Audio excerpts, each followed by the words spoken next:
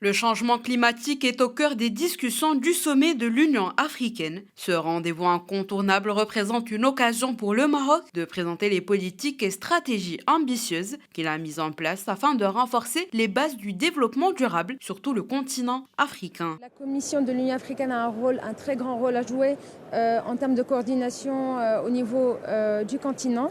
Bien sûr, on a le groupe africain des négociateurs qu'on coordonne et où on a un représentant de chaque pays. Et donc l'objectif aujourd'hui et depuis toujours, c'est d'avoir cette possibilité d'avoir des levées de fonds, d'avoir la justice climatique pour l'Afrique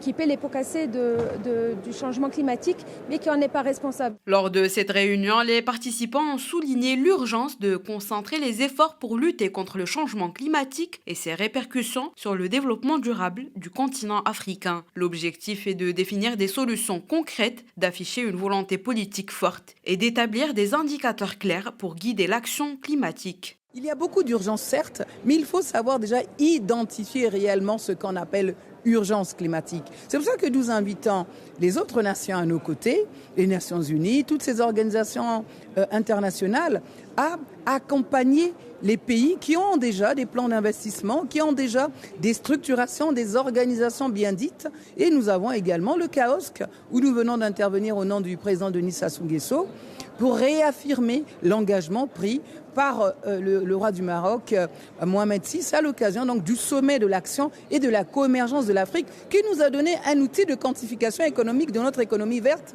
et de notre économie bleue. Déjà là, ça nous donne comment aller en ordre de bataille.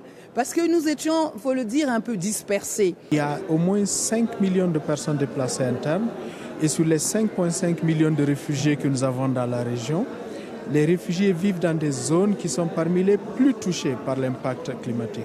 Les zones de sécheresse, les zones d'inondation, parce que le climat s'articule et se ressent et par les sécheresses et par les inondations. Donc on se retrouve avec des situations extrêmement difficiles. C'est pour cela que l'UNHCR travaille avec les États membres, travaille avec des institutions sous-régionales comme IGAD, pour que les zones où vivent les réfugiés, où vivent les personnes déplacées internes, soient inclus dans les mesures d'adaptation que les États mettent en place. L'Afrique porte un lourd fardeau face au changement climatique et supporte des coûts disproportionnés pour l'adaptation aux effets climatiques de base. Raison pour laquelle le Royaume est engagé activement dans la défense des intérêts de l'Afrique dans les domaines du développement durable, la protection de l'environnement et la lutte contre les effets néfastes inhérents au changement climatique.